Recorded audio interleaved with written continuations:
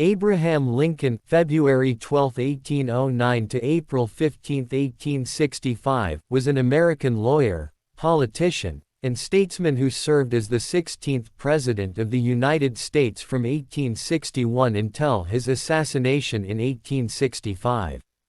Lincoln led the Union through the American Civil War to defend the nation as a constitutional union and succeeded in defeating the insurgent Confederacy, abolishing slavery, expanding the power of the federal government, and modernizing the U.S. economy. Lincoln was born into poverty in a log cabin in Kentucky and was raised on the frontier, primarily in Indiana.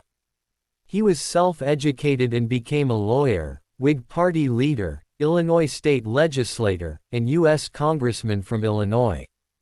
In 1849, he returned to his successful law practice in Springfield, Illinois. In 1854, he was angered by the Kansas-Nebraska Act, which opened the territories to slavery, causing him to re-enter politics. He soon became a leader of the new Republican Party. He reached a national audience in the 1858 Senate campaign debates against Stephen A. Douglas. Lincoln ran for president in 1860, sweeping the North to gain victory. Pro-slavery elements in the South viewed his election as a threat to slavery, and Southern states began seceding from the nation.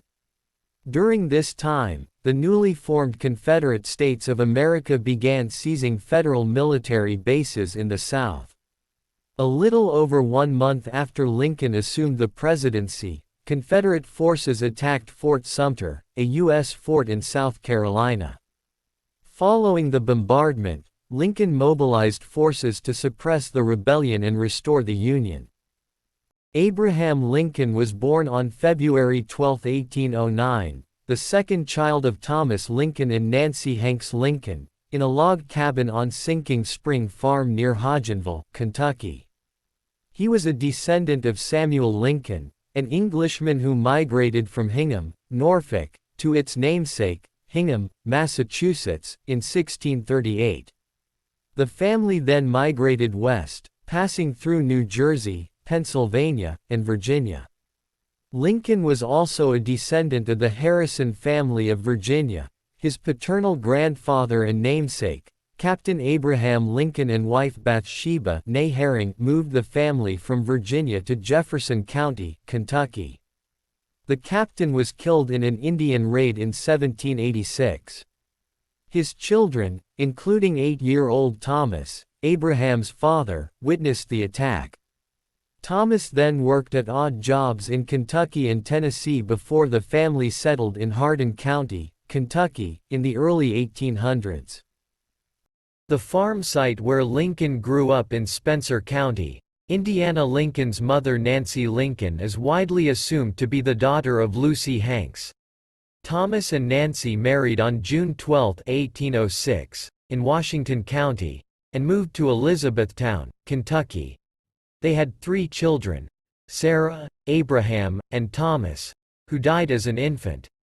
Thomas Lincoln bought or leased farms in Kentucky before losing all but 200 acres, 81 hectares, of his land in court disputes over property titles. In 1816, the family moved to Indiana where the land surveys and titles were more reliable. Indiana was a free, non-slave-holding territory, and they settled in an unbroken forest in Hurricane Township, Perry County, Indiana. In 1860, Lincoln noted that the family's move to Indiana was partly on account of slavery, but mainly due to land title difficulties. On October 5, 1818, Nancy Lincoln died from milk sickness, leaving 11-year-old Sarah in charge of a household including her father, 9-year-old Abraham, and Nancy's 19-year-old orphan cousin, Dennis Hanks. 10 years later, on January 20, 1828, Sarah died while giving birth to a stillborn son, devastating Lincoln. On December 2, 1819, Thomas married Sarah Bush Johnston, a widow from Elizabethtown, Kentucky, with 3 children of her own.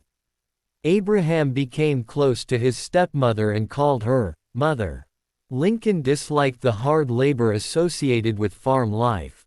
His family even said he was lazy, for all his reading, scribbling, writing, ciphering, writing poetry, etc.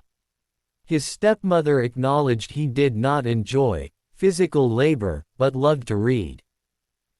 Speculation persists that Lincoln's first romantic interest was Anne Rutledge, whom he met when he moved to New Salem. Witness testimony, given decades afterward, showed a lack of any specific recollection of a romance between the two. Rutledge died on August 25, 1835, most likely of typhoid fever, saying that he could not bear the idea of rain falling on Anne's grave. Lincoln sunk into a serious episode of depression, and this gave rise to speculation that he had been in love with her. In the early 1830s, he met Mary Owens from Kentucky. Late in 1836, Lincoln agreed to a match with Owens if she returned to New Salem. Owens arrived that November and he courted her for a time. However, they both had second thoughts. On August 16, 1837, he wrote Owens a letter saying he would not blame her if she ended the relationship, and she never replied. During 1831 and 1832, Lincoln worked at a general store in New Salem, Illinois. In 1832, he declared his candidacy for the Illinois House of Representatives, but interrupted his campaign to serve as a captain in the Illinois militia during the Black Hawk War. When Lincoln returned home from the Black Hawk War, he planned to become a blacksmith, but instead formed a partnership with 21-year-old William Berry, with whom he purchased a New Salem general store on credit. Because a license was required to sell customers single beverages, Berry obtained bartending licenses for $7 each for Lincoln and himself, and in 1833 the Lincoln-Berry General Store became a tavern as well. As licensed bartenders, Lincoln and Berry were able to sell spirits, including liquor, for 12 cents a pint. They offered a wide range of alcoholic beverages as well as food, including takeout dinners. But Berry became an alcoholic, was often too drunk to work, and Lincoln ended up running the store by himself. Although the economy was booming, the business struggled and went into debt, causing Lincoln to sell his share. In his first campaign speech after returning from his military service, Lincoln observed a supporter in the crowd under attack, grabbed the assailant by his neck and the seat of his trousers, and tossed him. In the campaign, Lincoln advocated for navigational improvements on the Sangamon River. He could draw crowds as a raconteur, but lacked the requisite formal education, powerful friends, and money, and lost the election. Lincoln finished 8th out of 13 candidates. The top 4 were elected, though he received 277 of the 300 votes cast in the New Salem precinct.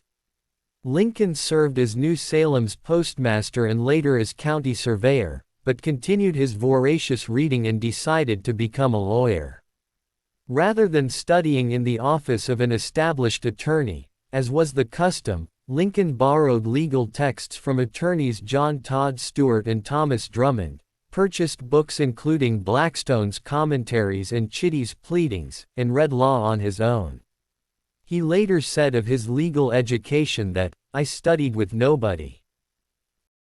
On foreign and military policy, Lincoln spoke against the Mexican-American War, which he imputed to President James K. Polk's desire for military glory, that attractive rainbow that rises in showers of blood. He supported the Wilmot Proviso, a failed proposal to ban slavery in any U.S. territory won from Mexico.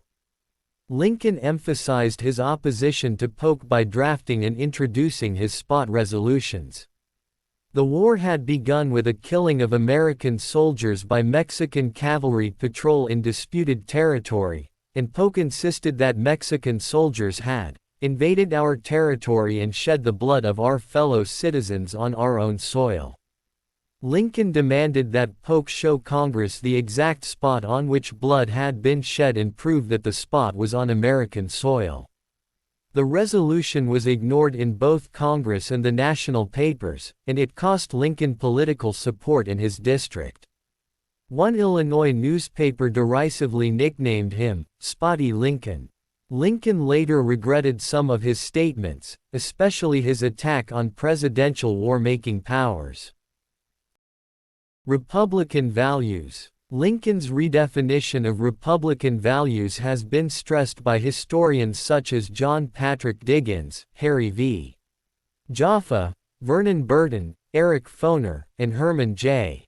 Bells. Lincoln called the Declaration of Independence, which emphasized freedom and equality for all, the sheet anchor of republicanism beginning in the 1850s. He did this at a time when the Constitution, which tolerated slavery, was the focus of most political discourse. Diggins notes, Lincoln presented Americans a theory of history that offers a profound contribution to the theory and destiny of republicanism itself, in the 1860 Cooper Union speech. Instead of focusing on the legality of an argument, he focused on the moral basis of republicanism. Lincoln's portrait appears on two denominations of United States currency, the penny and the $5 bill. His likeness also appears on many postage stamps. While he is usually portrayed bearded, he did not grow a beard until 1860 at the suggestion of 11-year-old Grace Bedell. He was the first of 5 presidents to do so. He has been memorialized in many town, city, and county names, including the capital of Nebraska. The United States Navy Nimitz-class aircraft carrier USS Abraham Lincoln CVN-72 is named after Lincoln, the second Navy ship to bear his name. The Lincoln Memorial is one of the most visited monuments in the nation's capital and is one of the top 5 most visited National Park Service sites in the country.